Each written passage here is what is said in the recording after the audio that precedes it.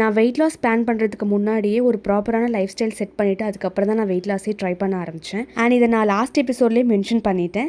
So இந்த வீடியோவில் நான் என்னெல்லாம் லைஃப் ஸ்டைல் சேஞ்சஸ் பண்ணேன், என்னோட கிச்சனில் என்னெல்லாம் சேஞ்சஸ் பண்ணேங்கிறத நான் கன்வே பண்ண போகிறேன். ஃபர்ஸ்ட் என்னோட கிச்சனில் என்னோட குக்கிங்கில் இந்த 4 ப்ராடக்ட் மட்டும் இருக்கவே கூடாதுன்னு சொல்லி நான் அவாய்ட் பண்ணிட்டேன். அந்த 4 ஃபுட் ப்ராடக்ட்டுமே வந்து ஒயிட் கலரில் இருக்கும்.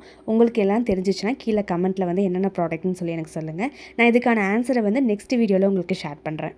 நெக்ஸ்ட்டு நான் பண்ண ஒரு பெரிய சேஞ்ச் எனக்கு நல்ல ரிசல்ட் கொடுத்துச்சுன்னு பார்த்தீங்கன்னா என்னோடய டின்னர் டைம். நான் டின்னர் டைம் வந்து ஆல்மோஸ்ட் 9:30 10 கூடலாம் நான் சாப்பிட்டுட்டு இருந்தேன்.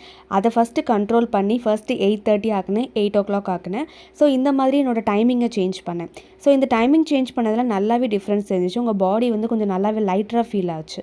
நீங்களும் வெயிட் லாஸ் பண்ணும்போது உங்கள் டின்னர் டைமை இயர்லியராக பிளான் பண்ணிக்கோங்க. இது உங்கள் பாடி ரியாக்ட் பண்ணுறதுக்கு ரொம்பவே ஹெல்ப்ஃபுல்லாக இருக்கும். இதை ஒரு கன்சிஸ்டண்ட்டாக 15 days ஃபாலோ பண்ணிட்டு அதுக்கப்புறமா நீங்கள் வெயிட் லாஸ்க்கு ட்ரை பண்ணி பாருங்கள். ஸோ நெக்ஸ்ட் ட்ரிக்கோட மீட் பண்ணுறேன். டாடா.